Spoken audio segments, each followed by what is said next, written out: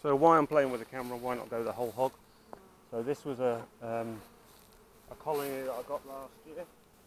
Now I originally bought it as just a free frame nuke to replace a queen in a colony that I thought had gone queenless.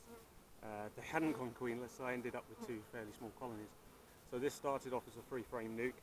I built it a box from marine ply, it's inch thick marine ply, and they takes 8 frames, and they made it through winter beautifully. They are now going great guns. Now, I originally left them in the box because I was hoping they'd swarm, because they come from framed hive. I thought it best that they have a brood break to help them with mites, because they won't have been untreated before.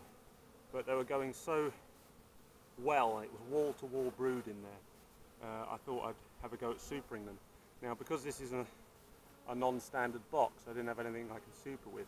So I just made a board which essentially converted the size of the top of that to the size of a warré box. So I've supered with a warré box. Now, the thing to remember when you super with a warré box is, because they haven't got frames to walk up, or foundation to walk up, you need to give them a ladder. So what I did is I put in some old comb, but I also put in some foundation ladders that do the full length of the box plus the converter part that I've done there. You can see there's loads of pollen going in, or you might be able to see there's loads of pollen going in. This little bee here is covered in it, it's all over her face and everything. I don't know if you can, she keeps turning to look at me. Right, so I'll open it up and I'm going to see how they do. They've had this 10 super on now for a couple of weeks. I have to strap all my hives down here because it gets very windy. So this is a warré roof. So underneath here there's the quilt you'd normally expect to see on a warré, and they have stuck it down, and there are bees in here.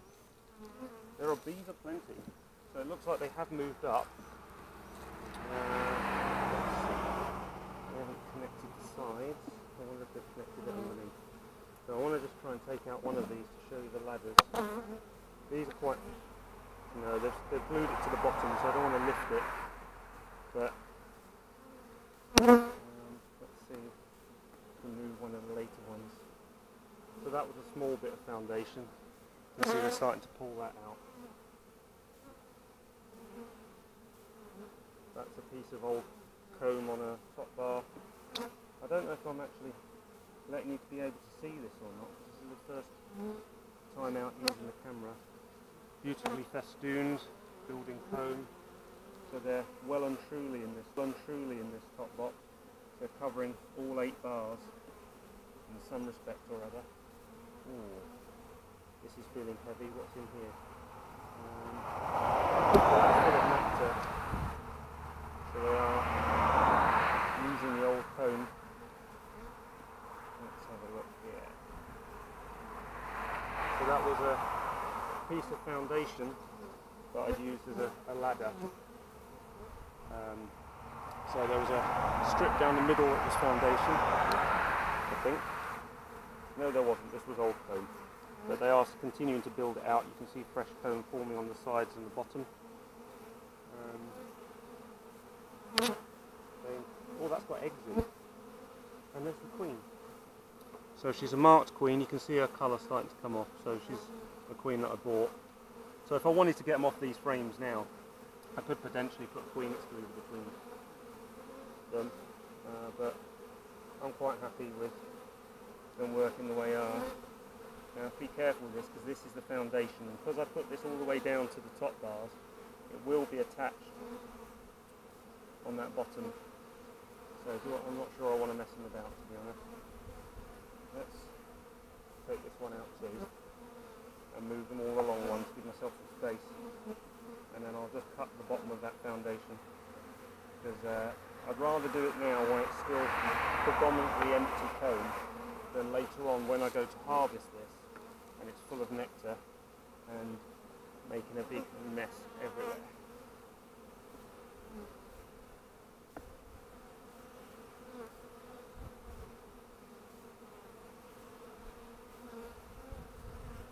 Yeah, they're not pleased with me doing this, mind you.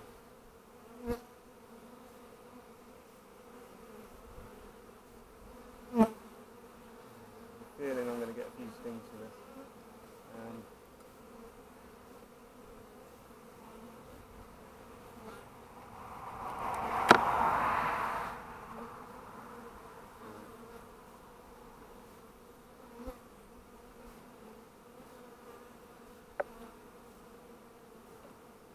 It seems to freeze that up.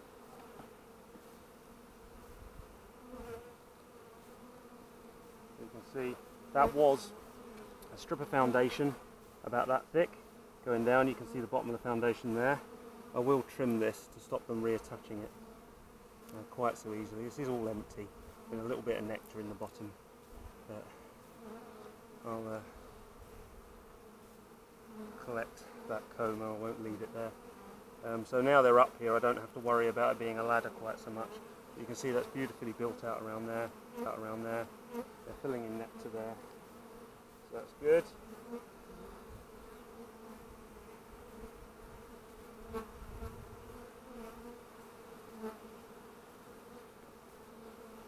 These two are attached together.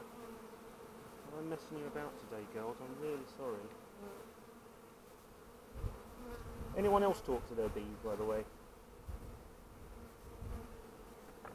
Think anyone going past on the road must think I'm mental. So you can see again, that was a strip of foundation about that big, went all the way down to the top bars, and I built that out beautifully. And you can see a nice big drone on there. So it's good to know there's drones flying. We haven't had any swarms in the village so far, but I don't normally have swarms till the end of the first week or the second week of June. You can more easily see the foundation strip on this one.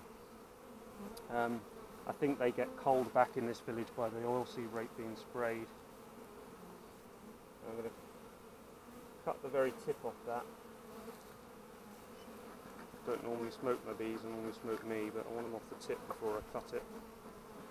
Sorry girls. Right. So hopefully they won't reattach that to the top bars now. Right, I'm done messing you about, I promise. I'm going to put all of these back now.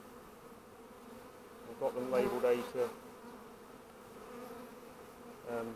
G, or H actually, A to H. So I know which ones go where and which way round the bars go, because you should put them back in the same order and in the same place, preferably. It's not so important with honey, but quite important with the brood comb.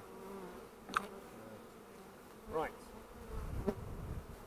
They are really roaring at me now, but actually still fairly behaving themselves. Well, there you go, girls. Let's give them a bit of a spray to get them back down in the box. Good girls. Thank you very much. And lid back on.